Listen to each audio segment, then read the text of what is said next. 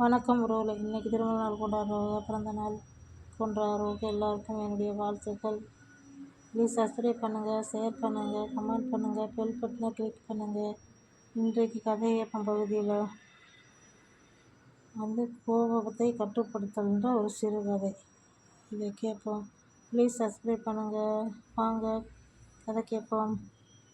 ஒரு பையன் எதற்கெடுத்தாலும் மிகவும் கோபப்படுபவனாக இருந்தான்.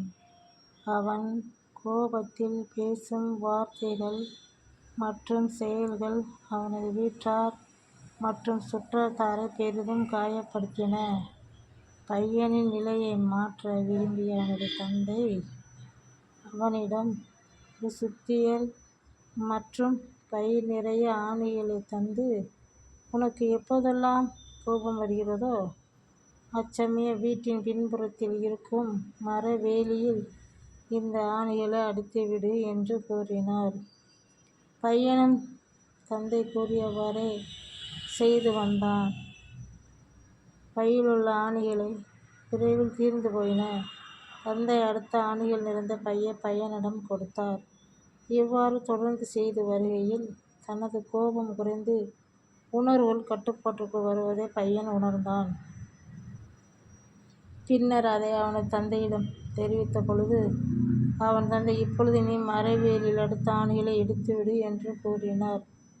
தந்தை கூறியவாறே அடித்த அத்தனை ஆணிகளையும் எடுக்கையிலும் கூட பையனுக்கு கோபம் ஏற்படவில்லை. இதை கவனித்த தந்தை தனது பையனை அழைத்து, இப்பொழுது உன் கோபம் கட்டுப்பாட்டிற்குள் வந்துவிட்டது.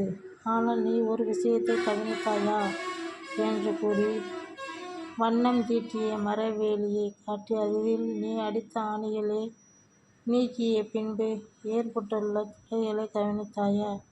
என்னதான் வண்ணம் தீட்டியிருப்பினும் அத்துளைகள் மரவேலியின் அழகை குலைக்கின்றன. இதுபோலத்தான் முதலில் நீ கோபப்பட்டு தற்பொழுது அந்த குணத்தை விட்டு மீண்டு வந்திருந்தாலும் நீ பேசிய கோப வார்த்தைகளால் மற்றவர் மனதில் ஏற்பட்ட காயம் இத்துளைகள் போலவே ஆறாமல் இருக்கும்.